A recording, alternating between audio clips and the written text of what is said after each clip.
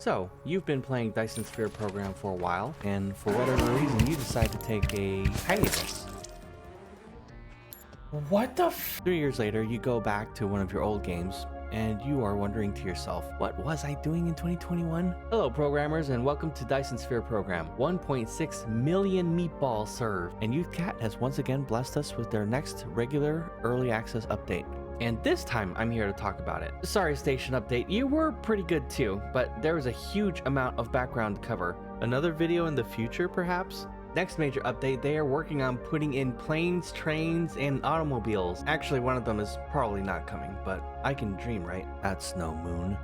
It's a space station. Anyway, this is just a regular update here. But for now, this update, they have added a few cool things. Some of which, in my opinion, will pay off big in the long run. Let's go check some of them out. First is the game goals system, or should we just call it frequent hints. Either way, you now have the option of having a to-do list on the side of your screen. Some of us have played with the concept for a while now, but leave it to the devs to make it look good. As for the content of the list, from what I've seen, it's basically milestones. I'll admit it was fun at the start, being shown what I need. You know, 10 logs, research some tech, make a building, instant satisfaction. But then eventually you're being told to eject 10,000 solar sails, or build a Dyson Sphere in a 2 or more luminosity star. That's a bit much to plan your 1-hour nights around, don't you think? And for us who choose the Explorer option, well, we get to set our own goals. And Notepad. Yeah, seriously, I tried looking around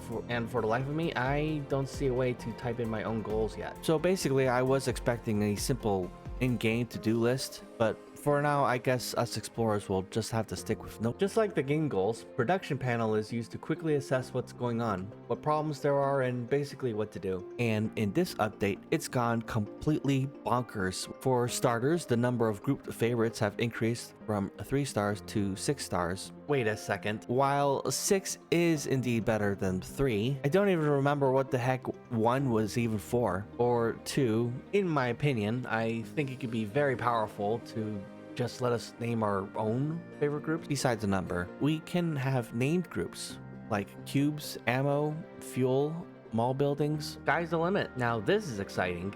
An actual search bar to quickly get to that item you're curious about. Though you will have to remember to use the actual item name. So blue motor or purple cube's not going to cut it here. You can also bring up items by so-called upper and lower stream production.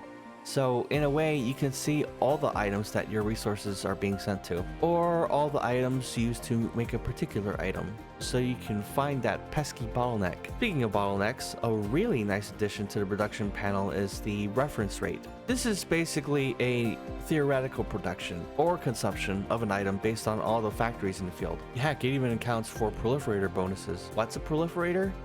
Another video perhaps. Basically, if your production reference rate is less than your consumption reference rate, you probably moving on. The right hand of the production panel has been revamped as well, focusing on the interstellar status of items, but for what I'm seeing, this section is just tracking items tucked away, notably stations and storages. Interesting that litter is included as well, so they were probably thinking about fogger drops. I suppose if quantum chips are dropped and they're not being picked up, I would probably want to know. More stats are bound. The power panel has changed for the better. All of the generators and consumers of power now are divided by each of the building types, so there's nothing much to say here.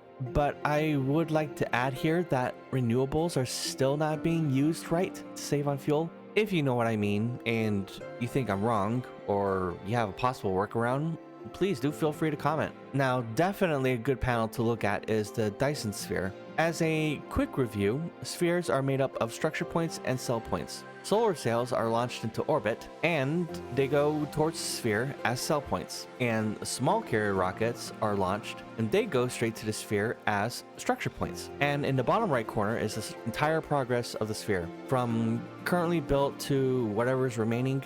Oh, and we're just getting started. So let's go to an actual sphere being made. There it is in all its glory. I've seen better. On the left, we now have a radial chart that basically summarizes the sphere progress.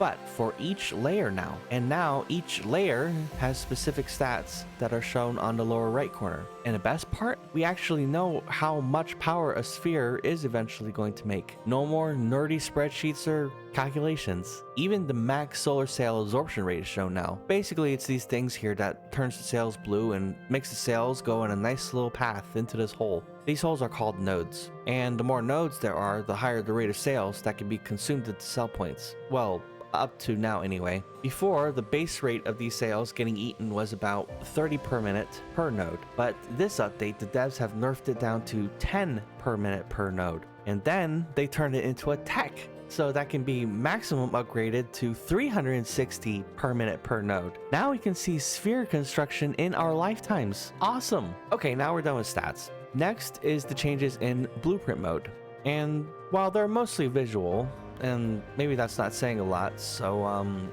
let me show you. So the contrast between the planet and the buildings are much better. Notice the colors of the building pop out more, you know, like the yellow and the green. So there is a slight cost to this. The planet itself is a bit darker, so I can't see water, but hey, it's not that bad.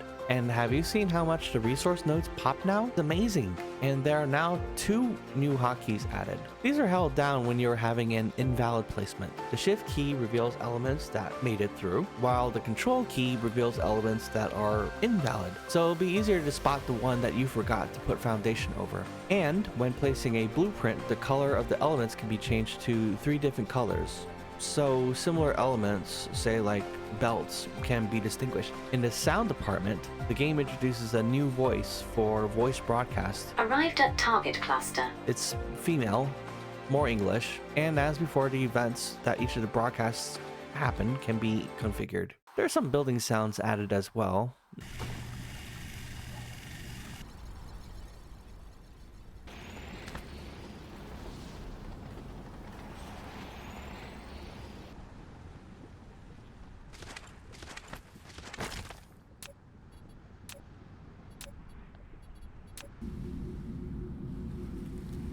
Personally, I like Signal Tower the most.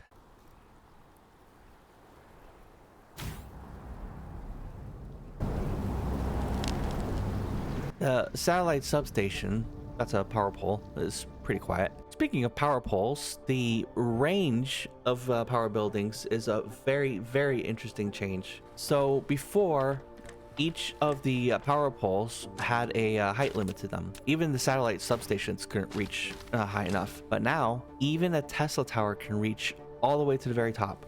Though the only buildings I can think of that would need power up there is sorters. Look, I'm not saying what you can do up there. I'm just saying it's possible now. And speaking of building in the sky, conveyor belts are now much easier to build up there too. All you have to do is stare at the ground. Much easier to build complicated belts high from the ground. More changes of note. Shield contours they're basically easier to see now, so you can tell if you're missing a spot during space attacks. And as far as space attacks goes, the shield hit effect was changed, and the Lancer, yeah, something about Lancers were changed too. Not that I really noticed. I did notice construction drones look cooler, so they look a little bit less low res, like those guide bots in Descent too. So there you have it, a quick dip into fresh updates that YouthCats cooked up for us. Sure, we might be waiting on notepads becoming in-game goals, or the dream of steering your own train. I mean spaceship, but this update is all about making your cosmic construction journey smoother and a lot more satisfying. Looking forward to the next update, and see you in the next build.